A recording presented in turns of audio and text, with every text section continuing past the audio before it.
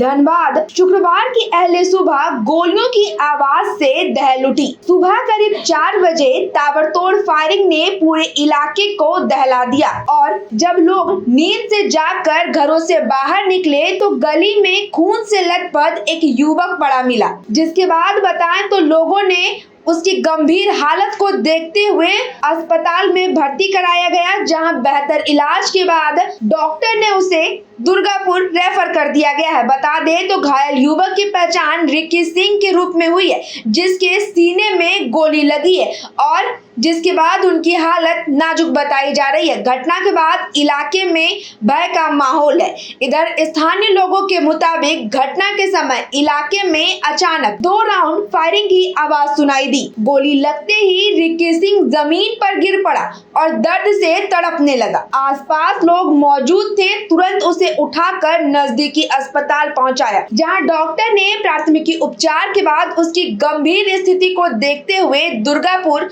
Refer कर दिया गया है। बताएं तो जानकारी के अनुसार गोली अभी भी उसके सीने में फंसी हुई है, जिसके कारण उनकी हालत नाजुक बनी हुई है।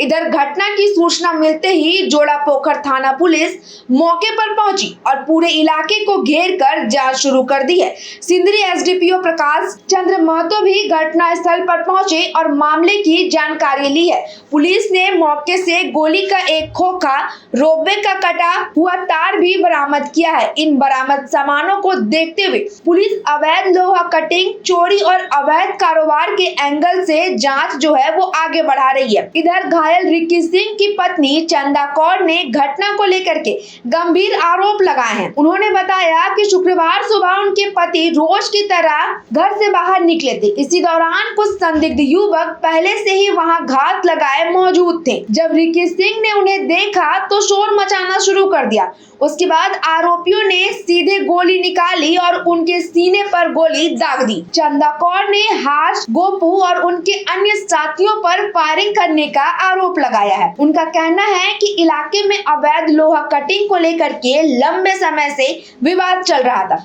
इसी रंजिश से उनके पति पर हमला की गई। जैसे कि सर 4 बजे सुबह में उसको लेटरिन लगा, समझे, तो अकेला गुण नहीं उठा। वो हमको बोला कि किसान तुम भी चलो, जब बैठना तुम, तो हमें बैठे वहाँ पर ही। तो लेटरिन करके निकला, 4-5 वो लड़का था गली में, लाइट बार रहा था, तो ये बाथरूम करके निकला ही। तो बोला कि कौन है रे, कौन है। बैठने में ही पीछे धौरा उड़ा, बहुतने में गोली चला दिया। वो बहुतने में दोनों में हुआ, कि पकड़े न लगा उसको, बच्चे ने दूसरे गोली चला दिया। सर मेरा हस्बैंड है, क्या नाम है उसका? रिक्की सिंह। अभी कहाँ है वो? हॉस्पिटल में सर। गोली क्यों चला, कुछ पता चला? गोली नहीं सर, जैसे कि 2 दिन परसों जानते हैं यहाँ कटिंग हो रहा था लोहा, तो कटिंग लोहा हो रहा था। तो मेरे हस्बैंड जैसे छत पर चढ़ा ना, तो जैसे कि देखा उसको गोपू और हर्ष का, तो वह बोला कि ये तुम कुल मोहल्ला मार के काहे लोहा काट रहा है, समझे। तो बोला कि अरे तुम काहे कुछ बोलेगा हमको, हम कहाँ से कटवाएंगे लोहा हुआ। तो कौन था वो? हर्ष, गोपू और कितना लड़का था सर, हम नहीं उतना नाम जानते हैं। वही सब बोला, तो वह मेरा हस्बैंड का बोला कि मेरा नुकसान हुआ तो तुमको भी नुकसान हम करेंगे। वही सुबह में देखिए तो गोली मार दिया। अभी कहाँ है वो? अभी हॉस्पिटल में है। गोली कहाँ लगा उसका? पहला पास हो रहा। पुलिस को सूचना दे दी है? हाँ बताइए सर, मेरे आगे पीछे कोई नहीं, मेरे 2 बाल बच्चा है। मेरे हम भी अभी डिलीवरी, हमको कौन आगे पीछे देखेगा, उतना पैसा लगेगा, आज हम देंगे उसको भी है।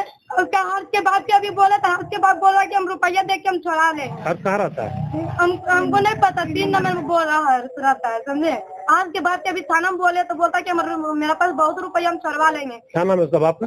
हम नहीं जानते उतने नाम सर, समझे।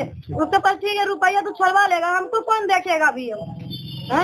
मैं 2 बाल बच्चा, हम ऐसा जान के हॉस्पिटल में, हमको कोई देगा हमको खाने पीने के लिए। स्थानीय लोगों का भी कहना है कि जामाडोरा और आसपास के इलाकों में लंबे समय से अवैध लोहा का कारोबार सक्रिय रूप से चल रहा है।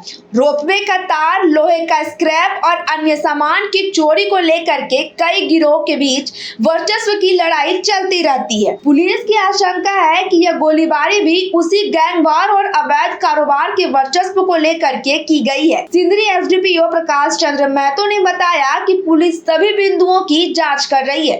घटनास्थल के आसपास में लगे सभी सीसीटीवी कैमरे की फुटेज खंगाल रही है ताकि आरोपियों की पहचान जल्द से जल्द की जा सके।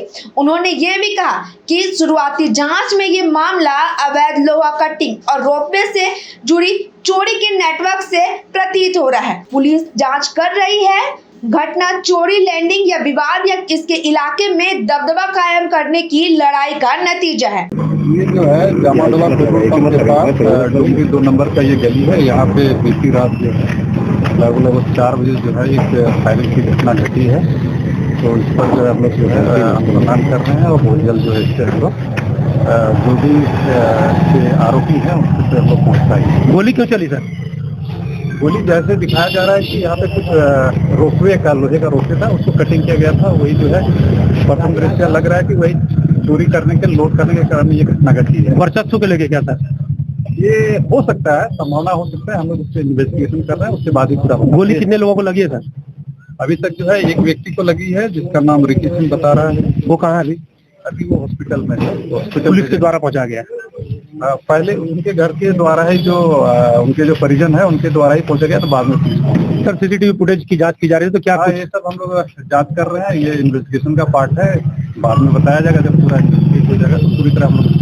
सर क्या आगे अवैध ये जो अवैध कोयले का कारोबार या लोहे कारोबार पे शिकंजा कसी जाएगी आपने? एकदम बिल्कुल उस पर शिकंजा कसा जाएगा। इस पर हम लोग प्रयास करेंगे कि इस तरह की घटना कारित न हो। इधर पुलिस ने दावा किया है कि आरोपियों की पहचान कर ली जाएगी और उनकी गिरफ्तारी के लिए लगातार छापेमारी की जा रही है। अधिकारियों ने साफ कहा है कि जिले में अवैध कारोबार को किसी भी कीमत में बढ़ावा नहीं दिया जाएगा। जो भी लोग इस गैर कानूनी धंधे में शामिल पाए जाएंगे उनके खिलाफ सख्त से सख्त कानूनी कार्रवाई की जाएगी।